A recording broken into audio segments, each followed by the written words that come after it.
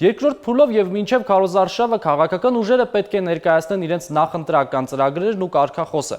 Այդ իմաստով արդեն հայտնի է ՀԱԿ-ի կարգախոսը՝ խաղաղություն, հաշտություն, բարիդրացիություն։ Կարգախոսն առաջին հերթին վերաբերում է Ղարաբաղյան հակամարտության կարգավորման տեր-պետրոսյանական հիմնական թեզերին։ Կարող է ՀԱԿ-ը հաղթահարել խորհրդարան մտնելու նվազագույն շեմը։ Այս մասին Սաթիկ Սեյրանյանը զրուցել է ՀԱԿ խմբակցության ղեկավար Լևոն Զուրաբյանի հետ։ Ռևոլյուցիան երեկոյան 11-ին է, մինչև այդ հատուկ post-factum-ի համար զրուցակիցները անցել են շաբաթվա թեմաներով։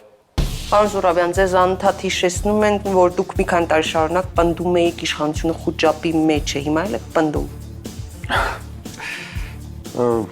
Անհանգստացած է։